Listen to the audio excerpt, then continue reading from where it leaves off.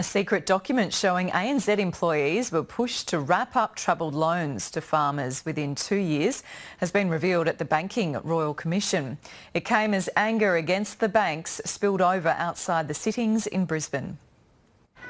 ANZ's head of lending services, Benjamin Steinberg, was jeered as he left the Royal Commission.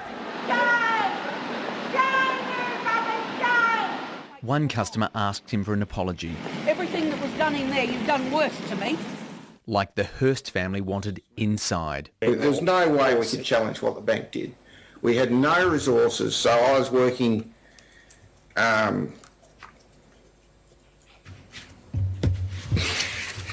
Michael Hurst was pushed off his farms in Tasmania and left destitute by ANZ. He's spent 8 years fighting the bank and even longer waiting for an apology. They have never once ever shown any empathy, they have never shown any compassion, and they have never apologised. Today, that changed. I take that opportunity now to offer the Hursts that apology.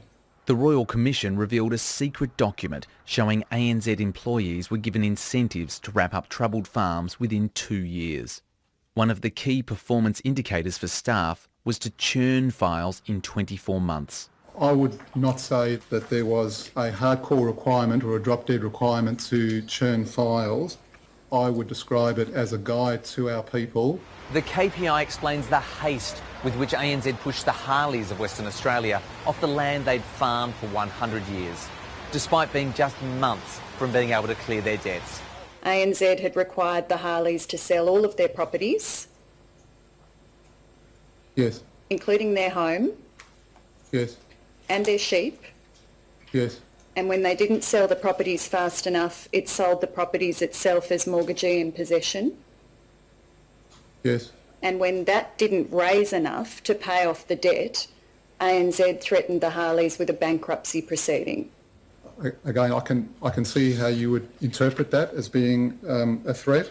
ANZ maintained the threat of bankruptcy against the family for 3 years, until the month the Royal Commission began. I agree the story is a sad one, but nonetheless, what we were doing here is pursuing our contractual rights to get paid. The Commission has now heard from 2 farmers and has just 2 days of hearings left before it moves on to new pastures. Daniel Ziffer, ABC News, Brisbane.